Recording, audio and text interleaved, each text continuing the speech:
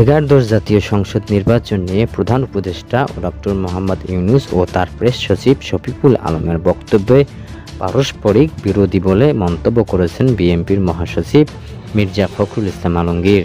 গুলশানে বিএনপির চেয়ারপারসনের কার্যালয়ে আয়োজিত সংবাদ সম্মেলনে এই মন্তব্য করেন তিনি।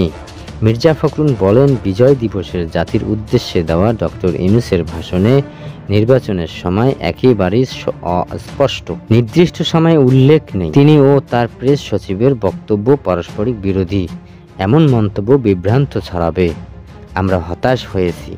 রাজনৈতিক দলগুলো সুস্পষ্ট বক্তব্য প্রত্যাশা করে। তিনি আরও বলেন, নির্বাচন কেন্দ্রিক সংস্কার দ্রুত সম্পূর্ণ করে নির্বাচন অনুষ্ঠান সম্ভব। রাজনৈতিক দল ও অন্যান্যদের সঙ্গে আলোচনা করে সুনির্দিষ্ট তারিখ ঘোষণা করা উচিত। আর অতি দ্রুত নির্বাচন সম্ভব। ঘোষিত টাইমলাইন যৌক্তিক হয়নি। গত 17 ডিসেম্বর সন্ধ্যায় ফরেন সার্ভিস একাডেমিতে সমসাময়িক ইস্যুতে কথা বলতে গিয়ে শফিকুল আলম বলেন, সংস্কার ও নির্বাচন আয়োজন নিয়ে সরকার কাজ করছে। নির্বাচনী রোড ম্যাপ খুব স্পষ্ট দেওয়া হয়েছে। চূড়ান্ত তারিখ কি সেটা নির্ভর করবে সংস্কারের পর।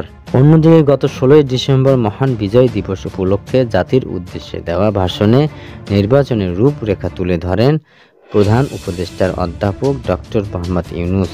ভাষণে তিনি বলেন, যদি অল্প কিছু সংস্কার করে ভোটার তালিকা নির্ভুলভাবে তৈরি করার ভিত্তিতে নির্বাচন সম্পূর্ণ করতে হয়, তাহলে 2025 সালের শেষের দিকে নির্বাচন অনুষ্ঠিত হয়তো সম্ভব হবে।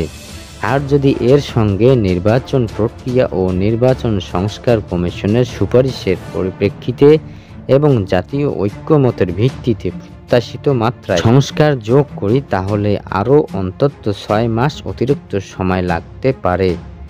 মোট দাগে বলা যায় 2025 সালের শেষ দিকে থেকে 2026 সালের প্রথমার্ধের মধ্যে নির্বাচনের সময় নির্ধারণ করা যায়।